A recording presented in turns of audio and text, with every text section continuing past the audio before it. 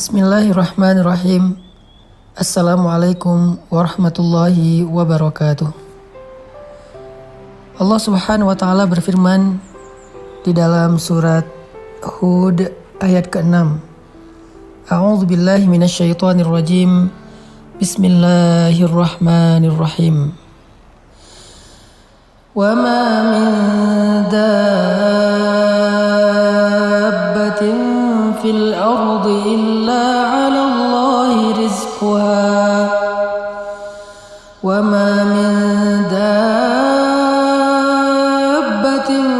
fil ardi illa 'ala Allahi rizquha wa ya'lamu mustaqarraha wa mustawda'aha kullun fi kitabin mubin.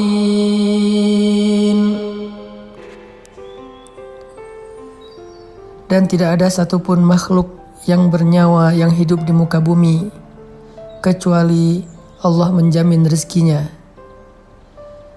Dia mengetahui tempat kediamannya dan tempat penyimpanannya. Semua tertulis di dalam kitab yang nyata ataupun Lauhul Mahfuz. Shadaqallahul azim. Ayat ini adalah salah satu di antara ayat yang mengajarkan kita tentang iman terhadap rububiyahnya Allah Subhanahu wa taala. Rububiyah berarti Allah lah yang mengatur segala sesuatu dalam kehidupan di langit dan di bumi, dan Allah sebaik-baik yang mengatur. Rububiyah berarti Allah lah yang berkehendak dan menentukan segala sesuatu dengan kehendaknya. Dan Allah Maha Adil dalam segala ketentuan yang Allah kehendaki. Rububiyah juga berarti Allah lah yang menentukan rezeki untuk setiap hambanya. Allah tidak pernah zalim untuk mengurangi satu butir beras pun dari rezeki bagi hambanya. Sehingga ketika kita belajar rububiyah Allah di dalam surat Hud ayat ke-6 ini, harusnya kita selalu percaya bahwa rezeki kita tidak akan pernah tertukar dengan orang lain. Bahwa setiap manusia, bahkan hamba-hamba Allah, hewan, tumbuhan, apa yang ada di langit dan di bumi, semuanya telah Allah berikan takdir rezekinya. Dan Allah tidak pernah mengurangi hak mereka, apalagi bersikap zalim kepada mereka. Lalu kenapa kita harus bekerja? Sesungguhnya bekerja itu bukanlah karena kita meragukan rezeki dari Allah, tetapi bekerja itu adalah ibadah, menjalankan perintah Allah.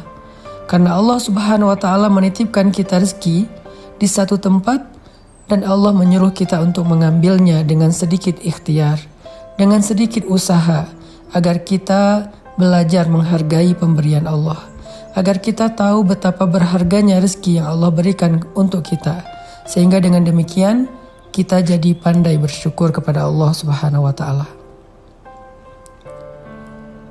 Tidak ada satupun di antara makhluk-makhluk Allah yang tertukar rezekinya.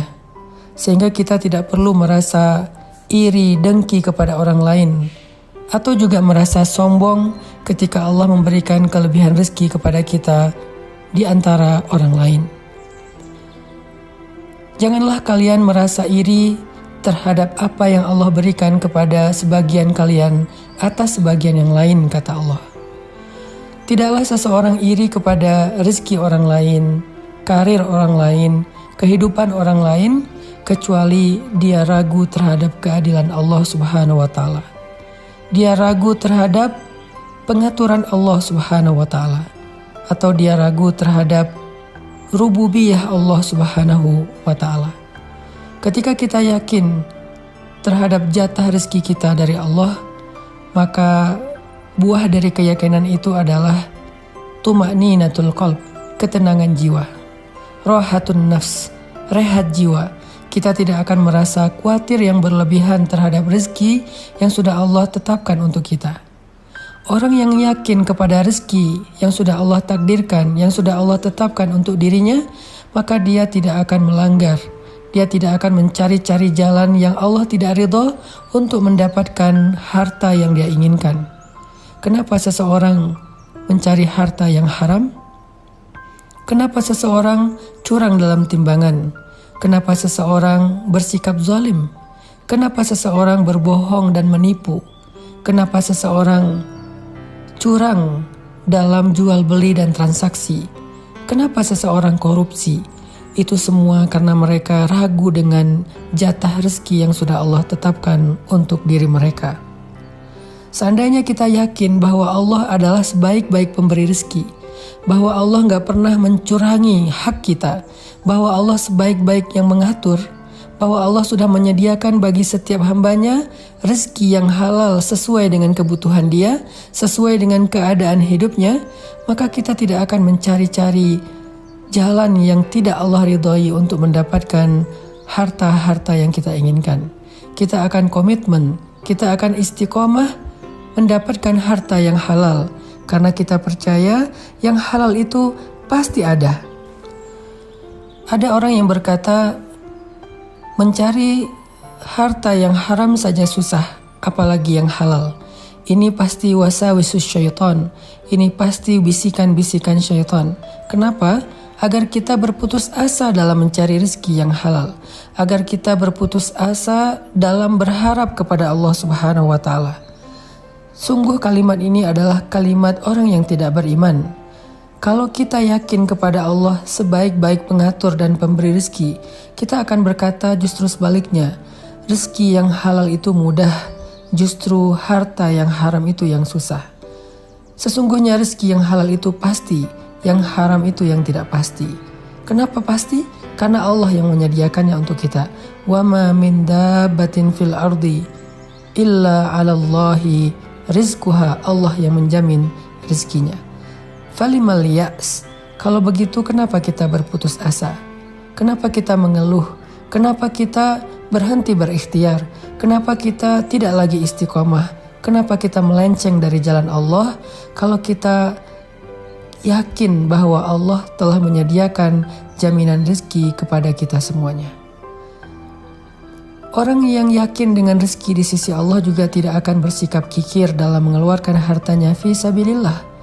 Sebagaimana Nabi bersabda, demi Allah tidak akan berkurang harta karena sedekah. Justru sedekah yang dilakukan karena syukur akan menambahkan kebaikan setelahnya. La in syakartum la azidannakum. Kalau kalian bersyukur, pasti aku tambahkan untuk kalian. Orang yang menahan hartanya, bersikap kikir sehingga dia tidak mau mengeluarkan hartanya fi sabilillah, bahkan harta yang wajib untuk dia keluarkan seperti zakat, itu pasti karena dia takut kekurangan rezeki. Kenapa dia merasa takut kekurangan rezeki? Karena dia tidak yakin dengan jaminan rezeki dari Allah Subhanahu wa Ta'ala.